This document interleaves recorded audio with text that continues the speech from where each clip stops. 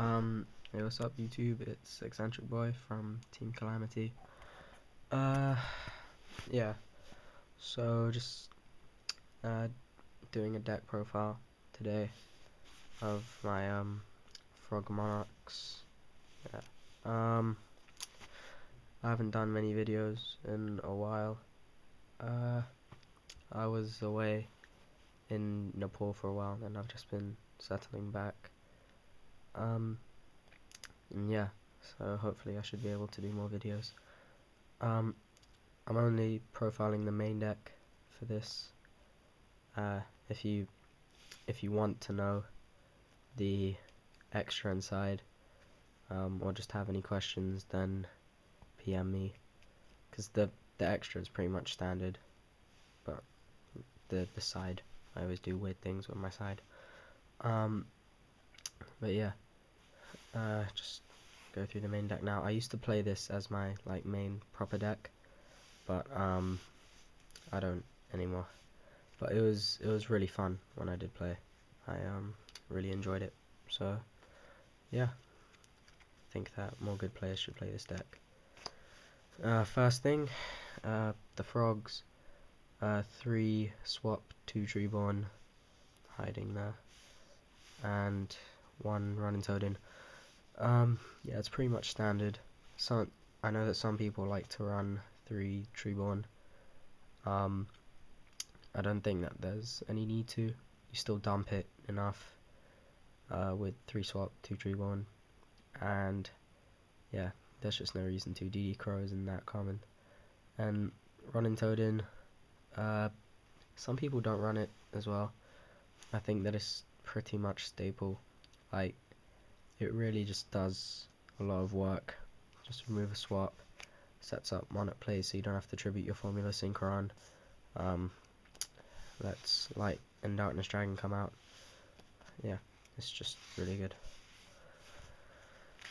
2 Fishborg. I run 2. I know a lot of people run 1 and 1 for 1, because this is the Gen X build, because I think it's better than the non-Gen X one. But yeah, I like 2 Fishbowl because I don't really like 1 for 1. I think that one of the best things about the deck is that you really hold on to your hand, and you have lots of options, and 1 for 1 sort of kills that. You have to discard a monster, get this out, and then you'll probably be tributing it for a Monarch unless you manage to get the synchro. But yeah, I just don't find it that great. But yeah, I like having 2 Fishborg in the grave as well. The Gen X engine, yeah, it's standard 2 Undyne, 2 controller.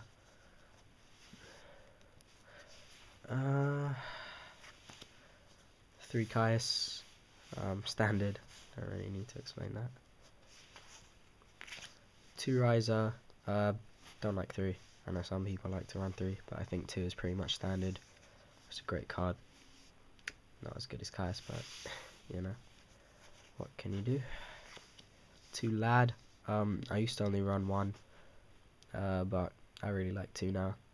It looks really awesome, and yeah, it's just great. If you drop it, you can really just hold onto the field, annoy a few people, and unless they have Solemn Warning, you're pretty much set. They have to waste a ton of resources to get rid of this, and you can just sit back and wait until the lad gets destroyed or you win. So yeah. Then the one-offs, I've got 1 Mobius. I don't run the Mobius build where it's like 2 Mobius 3 traps done. I just like the lone Mobius because it's cool. If you drop it, pop 2. It's good against matchups like GKs and Hero Beat. And yeah, it's just a good card. I like it. Dark Dust Spirit, yeah, janky comment, but whatever. It's really awesome. Should be summon it, should be set it, and then gets attacked. It's got a nice 1800 defense as well, and it nukes or face-up monsters on the field other than itself. It goes back to your hand, so that's really cool for matchups. Like 6 samurais, well, they'll probably overextend monsters on the first turn, and then you can just be like, whoop, nuke the field, or and then if you're afraid of Solemn Warning, or you read Solemn Warning. Vanity's Fiend as well is a really good card. Tribute summon it, just hold down the field, and your opponent probably won't have anything stronger than this because you wouldn't summon it if they did, and just beats. They'll have a tough time getting rid of it without their synchro summons, and yeah, just puts in a lot of work. Then the OTK blockers, I have 2 Battle Fader, 1 Gauze, and a Trigodia. I don't like 3 Battle Fader. I think that it's alright, but I always ended up double drawing it, which I didn't like. So yeah, and Gauze and Trigodia, it's just staple. Trigodia staple in this deck as well, because you have a beefy hand a lot of the time. And the final monsters, I have 2 Effect Veiler and a Maxi. I do have Ultimate Effect Veilers, they're just in my other deck, so low rarity ones for this one. Yeah, Effect Veilers, really awesome. You have a large hand a lot of the time, so it doesn't hurt to just ditch a Veiler to stop your opponent, and then you can counter attack. Maxi is really good in this deck. I like Maxi in decks where you have stuff to draw into. Like, I wouldn't main it in, say, 6 Samurai or something, because basically if they're going to OTK, they're going to OTK, and Maxi as a defensive measure is only good if I've got guys to draw into, and I do. I have these 4, and arguably Effect Veiler, because, you know, if you're playing a combo deck, stopping them mid-combo is still good, and yeah, Maxi then allows me to counter-attack next turn. So yeah, it's just a good card, and awesome against matchups like Dragoonities, where they won't even OTK you, they'll just summon. 3 enemy controller and 2 soul exchange. I know some people like 3 exchange 2 controller, but I prefer this, because enemy controller really is good. Just jack a monster for free, use it as the tribute summon, or synchro material. But yeah, soul exchange is pretty good as well. Sack an opponent's monster, you can get your Monarch out. It's just pretty good. And staples, Dark Hole, Giant Trunade. I have holo versions of these, by the way. But again, they're in my other decks. Yeah, no 1-for-1. Then Allure of Darkness. Yeah, not many people run this. I think that is great in the Gen X version. If you run Gen X Monarchs, you should definitely try this out, because like, if you summon Undine and add controller, activate Allure, that's a relatively common first turn play, like summon Undine, add controller.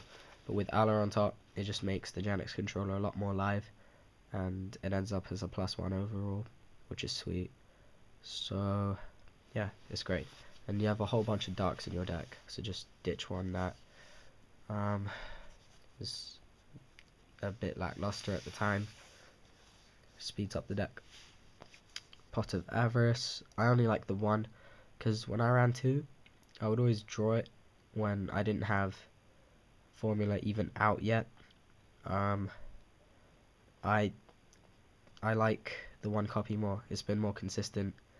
Been drawing it at better times, and yeah, it's good. And finally, Treacherous Trap Hole. Basically with traps and Frog Monarchs, the only variants that you're going to see, either no traps at all, just the 1 Treacherous Trap Hole, 2 to 3 traps done, or 2 to 3 Spiritual Water up, AOI, 1 Mind Crush, and 1 Trap Dust Shoot. I think that it's a waste not to run Treacherous Trap Hole, like to just run 0 traps, because this card is really good. Like, seriously, the amount of bad situations it's got me out of. It's a free +1, and it's universally good. just the chain ability. Like if you're playing 6 AMs and you get on the first turn, pop their um, Kageki and Kagemusha, so they can't go into Xi'an. Against stuff like GK's Hirobeat, just the overall removal is decent against Dragoonities, good against stuff like Sabers and Infernities. Well, Infernities, who plays Infernities? I don't know. All of that rogue stuff as well. It's just good. 'Cause it's a 3+1. And I really like it, yeah. So that's the deck.